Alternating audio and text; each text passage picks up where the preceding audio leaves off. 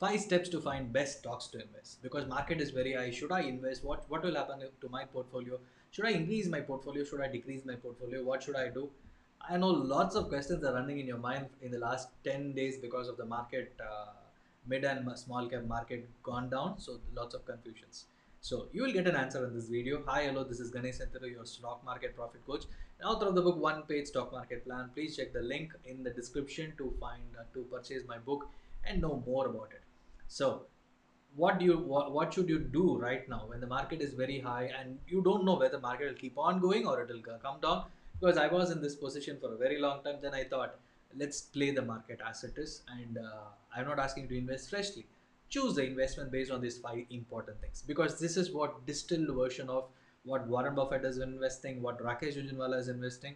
I'm just going to give you a thumb rule kind of stuff based on which you can look at investing, along with some valid examples of companies which is as per the category, so that you will get to know more about which kind of stocks you can choose by yourself. Because don't invest based on what I am saying, invest based on your conviction, then only you will stick along, or else you will just lose, right? So the first and foremost, first point in investing is invest which has lesser reinvestment.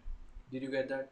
Invest which has lesser what does this mean? Because if the company is requiring investment again and again, automatically you will lose the capital, and investors will not be able to get much more money, and the company will be cash strapped. It will be cash strapped because it needs money for its own consumption. The best example is the highways department, the L&T kind of company, which needs reinvestment again and again and again. And it will work only during the particular cycle where there is a more projects for them, and at that time the profitability, everything will keep increasing, right? So and another big example is coal, iron ore kind of company, coal companies, steel companies, automobile companies. And the best example right now will be automobile, because from BS4 they have been asked to move to BS6. It required a lots of investments, and also the electric vehicle mobility, EV part, which is coming up, again lots of investments is needed. So more money is getting into the reinvestments of the company to make sure they are as per the regulatory changes. And that is the reason you should always look at, very cautiously look at, choose a sector or a stock which doesn't require so much reinvestment, unless there is a capacity expansion, unless there is a excess cash which can acquire companies so that they increase their profitability. The best examples are FMCG, where they will always look at expanding the capacity. Once they expand the capacity once, automatically they will start generating money again and again and again. It doesn't require major reinvestment, because it's all about R&D. Based on that, if they set up they set up a complete setup, and that's it, right? The product keeps producing, the money keeps generating, that's it. Okay, so the second most important point is people can buy again and again. All right, as a customer or an investor, let's take a customer, because investor is someone who puts his money. Customer is somebody, even you are an investor, you'll go and buy something in the shops, right? You'll go buy in the shop again and again. Take the example of coffee, biscuits, tea, anything, and take the example of IT. It requires constant evolvement, and so many new age technologies are coming up, and all the companies, who needs IT, they will always come to Infosys, TCS, or all these mid-tier companies, and new technology companies keeps coming, and these companies gets updated automatically. These companies will survive and they will grow. So where people can buy again and again and again. So that is the point. And the best example of these companies, again, IT companies I already mentioned, and again in the same FMCG domain, if you look at the Nestle kind of products, which is like they just discovered once, it keeps growing.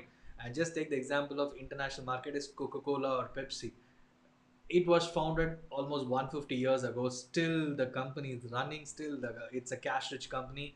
The top companies which we can say is that the same quantity, same thing, generation after generation, they are able to sell out, and people are going behind it. That is a craze behind these kind of companies. Try to find those kind of companies where people go buy again and again. Pidilite in Indian context, where people go buy again and again and again, right? So same, hope you got the point. So the third most important point is cash rich companies, where the cash is huge, and at any point of time, irrespective of economic cycle or market cycle, the cash is so much huge in this kind of company. The best banking and finance banking companies like HDFC Bank, where they have been able to maintain the lead over the rest of the banks, because they were able to keep NPA is under control, and they are able to innovate so that they are profitable for the last since inception, since the it got listed in stock market, it is profitable, right? So these are the companies you should always look after and invest, right? So again, this is one of the most important point. And the fourth point is the debt. And we had done a video about how bigger corporate companies in India had gone busted, and from no from $42 billion, how Anil Ambani become nothing, zero, right? So because of huge debt we incurred in those companies. So if the company is having huge debts, just don't go behind it. Even if it is performing, even if the returns are good, even if it is multi-bagger returns, better to exit, because what if on a one day everything falls off? That can happen. So if there is a debt, it's a big red flag. Better to, and again, debt in the sense, if it is under very much control, maybe if it is less than one, you can go for it, because automobiles and all, sure there will be dips. And if it is under control, under one, or if it is more than 1.52, it is a huge red flag, because the company is not able to manage, and the interest payment on that debt will become huge over a period of time. That is the reason I always say that better to ignore debt companies. Even the biggest investors do this point. If they have debt, they will just ignore. And finally, the dividend yield. What is the dividend of these companies? For the best example is a company sharing the profits with the investors. Infosys does that regularly. TCS does that. All the great companies which are cash rich, if they have excess cash, automatically they will give it away to the investors so that they are able to share the profits. And those are the companies which means that they know that they have money for investing in their R&D, they have money for increasing the capacity or whatever, and buffer money is there, and remaining money they will give it away to the investors, which means the company is really doing good. So all these 5 points, let me repeat again so that you're not missing anything. And the first and foremost point is invest which has lesser reinvestment. People can buy the company again, products again and again. The third point is cash rich companies which has no debt. And finally, the dividend. If you have all these 5 points in a stock, just go and buy. And in tomorrow's videos, I'll be sharing about which sectors you can look at in all these. I shared an example, but we'll focus purely on those four sectors tomorrow. Please come back tomorrow so that you're not missing this point. Thank you so much for watching. Please share this video with your friends.